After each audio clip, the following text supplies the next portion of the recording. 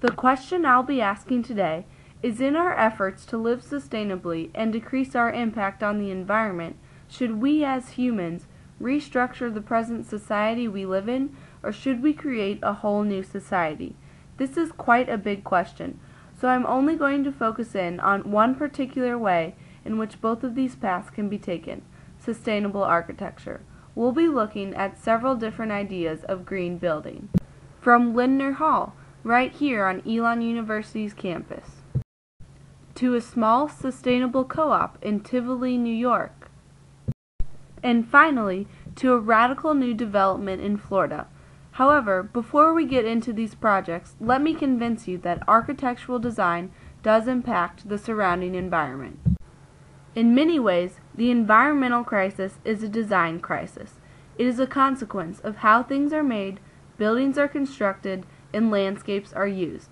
Design manifests culture, and culture rests firmly on the foundation of what we believe to be true about our world. It is clear that we have not given design a rich enough context. We have used design cleverly in the service of narrowly defined human interests, but have neglected its relationship with our fellow creatures. Such myopic design cannot fail to degrade the living world, and by extension, our own health. Here are some facts to support the argument that how we design our buildings affects the natural world around us. According to famous author and president of the Earth Policy Institute, Lester Brown, quote, "In the United States alone, buildings, both commercial and residential, account for 72% of electricity use and 38% of carbon dioxide emissions. Worldwide, building construction accounts for 40% of materials use." End quote. Thus, it is clear that how we design our residential and commercial buildings has a huge impact on the surrounding environment, as this deforested area clearly shows. Green building. It's a phrase and architectural movement that has been getting a lot of buzz lately. In fact, it has even been implemented on our own campus. Here's a picture of Lindner Hall. Lindner Hall is known for being Elon University's sustainable building because it is LEED Gold certified by the U.S. Green Building Council. One of its most substantial features is the solar panels on the roof. This practice, along with other implementations, helps the building to be 27% more energy efficient than a normal building and avoid 48 tons per year of carbon dioxide emissions. However, one green building on campus does little to change the attitude-behavior split of the Elon community. What is the attitude-behavior split, you ask? The concept of the attitude-behavior split was coined by environmental sociologist Michael Bell. An example would be someone advocating for the environmental movement by wearing a t-shirt like the one shown here, but then throwing their plastic water bottles or pieces of paper in the trash, items that most true environmentalists would recycle or avoid using in the first place. So, the main point is that while having a green building on campus may be saving energy and be more beneficial for the environment, is it really changing people's minds about the way they live their life? Are people going to realize all of the inconsistencies between their "yes, we must save the environment" attitude and their behavior within an unsustainable culture? The next example of green building attempts to address this issue more directly. This house seems like a normal house, but it is actually part of a program called the Common Fire Foundation, whose, quote, "mission is to help create communities here and now that give as full an expression as possible to healthy, joyful living in solidarity with other people and the planet." End quote. They try to accomplish these goals through a LEED certified co-op they rent in Tivoli, New York. This house is actually the highest scoring green building in the eastern U.S. and the third highest scoring nationwide.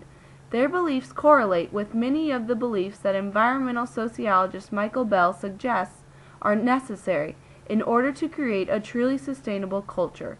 Some of the key characteristics of the Common Fire Foundation program are ongoing personal growth and dialogue, engagement of a diversity of people, aligning their lives with their beliefs, bridging transformation in the community to transformation in the world.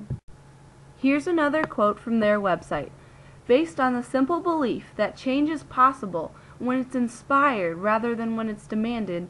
Common Fire brings people together in inspiring spaces where society's norms are shattered, new possibilities are glimpsed, critical knowledge and skills are shared, and peace, health, and compassion are nurtured." End quote. While the above quote is true in that the Common Fire Co-op is just and sustainable, they are still only changing a limited amount of people's lifestyles, like the closed circle of people shown here. They are all being great individuals, but they are not making any attempt to change the unjust and unsustainable larger culture that will still continue to exist despite their good deeds.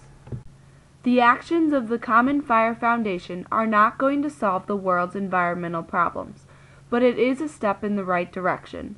They go beyond the sustainable materials and energy-efficient practices of Lindner Hall and encourage people to lead more environmentally friendly lifestyles as well. The only way this kind of system can be successful is if more and more communities start to base themselves off of the same model, and they demand change from the government too. But until this happens, as Derek Jensen argues, the destruction caused by the actions of the industries and corporations that support our larger culture will outweigh the damage not inflicted on the environment by this small community of individuals. As environmental sociologist Lois Bryson shows us, the government likes to place responsibility for environmental problems on individuals. When lead contamination in Australian homes from a nearby industrial lead smelter became an issue, the government encouraged Australian women to extensively clean their houses in order to avoid contamination, instead of implementing harsher restrictions or shutting down the smelter completely. For true, fundamental, lasting change in our efforts to decrease our impact on the environment, maybe we need a more radical way of thinking and a more radical plan of action.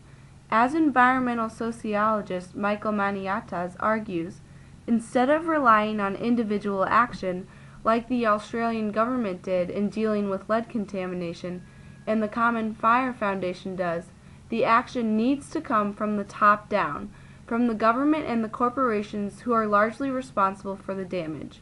In addition to the people of the Common Fire Foundation, think how much more success could be gained if other influential institutions, like the White House and even international corporations, adopted holistic, sustainable, and fair approaches in all of their practices.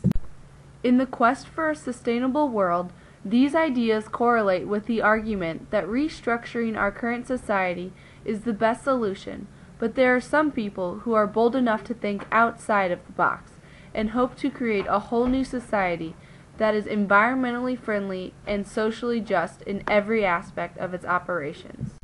You may be thinking that the plan of creating a whole new society sounds impossible, but the picture shown here is a layout of several buildings within a radical new development in Florida called the Venus Project. The goal of this project is to, quote, present a bold new direction for humanity that entails nothing less than the total redesign of our culture, end quote. The man behind the project, Jacques Fresco, writes, quote, the social direction being proposed here has no parallel in history. Establishing the parameters of this new civilization will require transcending many of the traditions, values, and methods of the past. The Venus Project proposes a fresh approach, one that is dedicated to human and environmental concerns, end quote. Jacques Fresco is completely right.